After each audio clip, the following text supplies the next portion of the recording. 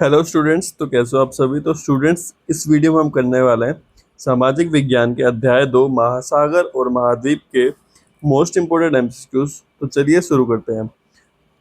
पहला क्वेश्चन है आपका, पृथ्वी की सतह का अधिक भाग किससे ढका हुआ है। जो पृथ्वी है हमारी, वो किस किस चीज से मिलके बनी है हमारी। पहले तो हम बात कर लेते हैं, भूमि और जल से मिलके बनी है। पर जो अधिकतर हिस्सा है जो हमारी पृथ्वी का, वो क्या है, हमारा जल है। हमारे पृथ्वी में 71% हिस्सा जल है और 29% हिस्सा हमारा भूमि का है। तो भूमि केवल 29% है और जल जो है हमारा 71% है। दूसरा प्रश्न है, पृथ्वी पर कुल कितने महाद्वीप है। हमारे पृथ्वी पर कुल कितने महाद्वीप है। Option number 7। 7 जो है आपके टोटल महाद्वीप हैं। तो कौन कौन से महाद्वीप है हम बात कर लेते हैं। Australia, Asia, Europe, Africa, north America, south America और अंटार्कटिका। ये आपके 7 महाद्वीप के नाम हैं। इनमें से सबसे बड़ा महाद्वीप कौन सा है। तो आप देखोगे तो आपका जो सबसे बड़ा महाद्वीप दिखेगा वो कौन सा है। एशिया। एशिया सबसे बड़ा महाद्वीप है। ऑप्शन नंबर बी जो है आपका राइट उत्तर हो जाएगा आपका। अगला क्वेश्चन है आपका, सबसे छोटा महाद्वीप कौन सा है। तो इनमें सबसे छोटा महाद्वीप कौन सा है। ऑस्ट्रेलिया जो है आपका सबसे छोटा महाद्वीप है। पांचवा प्रश्न है हमारा, डार्क कॉन्टिनेंट किसे कहते हैं। डार्क कॉन्टिनेंट का मतलब क्या होता है कि जो सूर्य की किरणें सबसे ज्यादा कहाँ पे पड़ते हैं। तो सूर्य की किरणें क्या है, जो बीच वाला भाग है अर्थ का, वहां पे सबसे ज्यादा सूरज की किरणें पड़ती है। तो जो ये वाला एरिया आ रहा था, इसमें जो जो आपके देश आ जाते हैं, वहाँ पे क्या होगा, वहाँ के लोग आपके थोड़े सांवले और डार्क कॉम्प्लेक्शन के होंगे। तो आप देखोगे तो सबसे ज्यादा हिस्सा इसमें अफ्रीका का आता है। तो अफ्रीका को इसलिए हम क्या कहते हैं, डार्क कॉन्टिनेंट के नाम से जानते हैं। छठा प्रश्न है आपका, अंटार्कटिका किससे ढका हुआ है। तो अंटार्कटिका जो पोल्स वाला रीजन होता है, ध्रुव वाला एरिया होता है, ये क्या होता है, यहाँ पे सूरज की किरणें बहुत कम जाती है, इसलिए यहाँ पे हमेशा क्या रहती है, ठंड रहती है। तो ये हमेशा बर्फ से ढका रहता है। तो छठा प्रश्न है आपका, अंटार्कटिका किससे ढका हुआ है आपका, बर्फ से ढका हुआ है अंटार्कटिका। अब बात करते हैं महासागर की। तो कौन कौन से महासागर, सबसे पहले बात कर लेते हैं। पैसिफिक ओशन, इंडियन ओशन, ठीक है, प्रशांत महासागर, Atlantic ocean, Arctic ocean, Pacific ocean, ठीक है।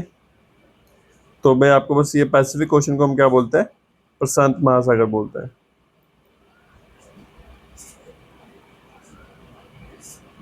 ठीक है, तो सबसे बड़ा महासागर कौन सा आपका, प्रशांत महासागर जो है आपका सबसे बड़ा। आप देखोगे तो इसका एरिया यहाँ पे भी है, ये वाला एरिया, और ये पूरा वाला एरिया जो है किसका है, प्रशांत महासागर का। तो अगर आपके पास प्रश्न आएगा कि सबसे बड़ा महासागर कौन सा है, तो सबसे बड़ा महासागर कौन सा है, प्रशांत महासागर सबसे बड़ा महासागर है।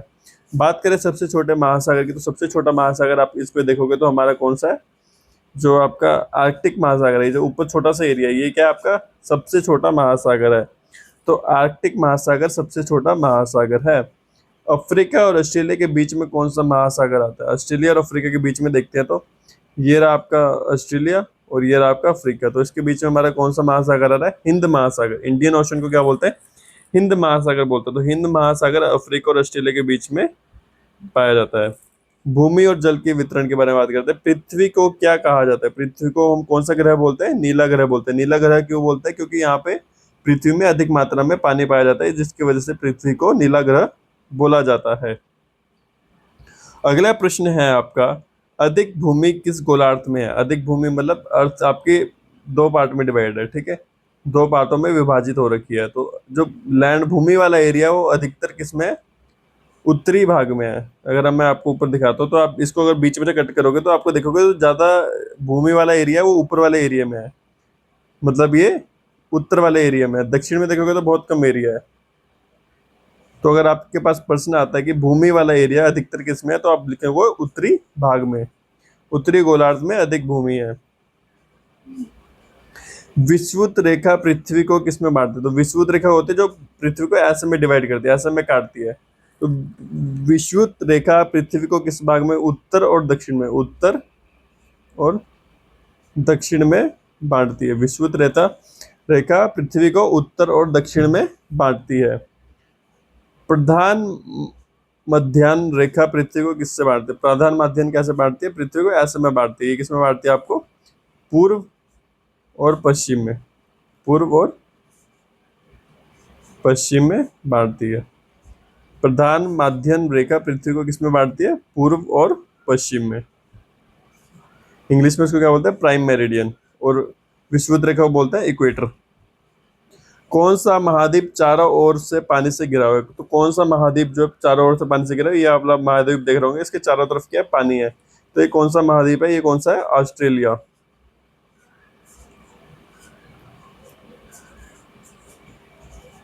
तो ऑस्ट्रेलिया एक द्वीप महाद्वीप पानी से घिरा हुआ है। अंटार्कटिका के चारों ओर कौन सा महासागर, अगर अंटार्कटिका के ऊपर देखते हैं ये अंटार्कटिका है, तो अंटार्कटिका के ऊपर कौन सा महासागर पाया जाता है, दक्षिणी महासागर। उत्तर सी जो है आपका सही उत्तर हो जाएगा, दक्षिणी महासागर।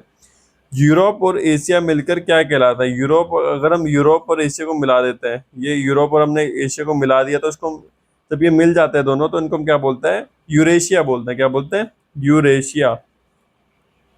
अगला प्रश्न है आपका, सहारा रेगिस्तान कहाँ पर है? सहारा रेगिस्तान आपका कहाँ पे पाया जाता है, अफ्रीका में पाया जाता है। तो ऑप्शन नंबर बी जो आपका सही उत्तर हो जाएगा।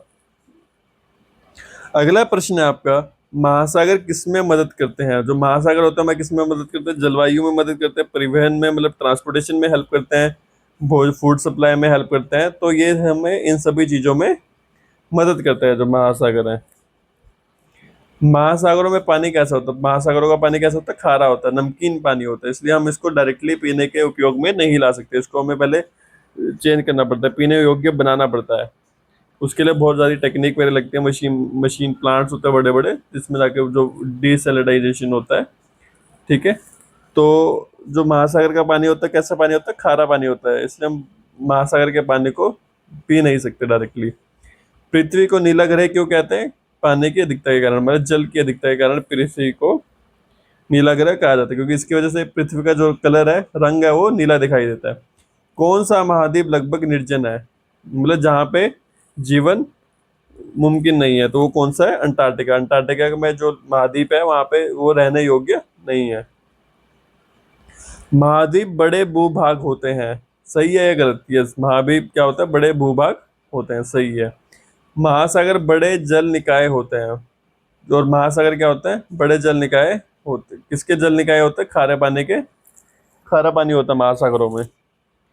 किस गोलार्ध में अधिक पानी है? तो अगर भूमि वाला एरिया उत्तर भाग में है, तो पानी वाला एरिया किस भाग में ज्यादा होगा, दक्षिण भाग में ज्यादा होगा। तो दक्षिणी भाग में अधिक पानी है।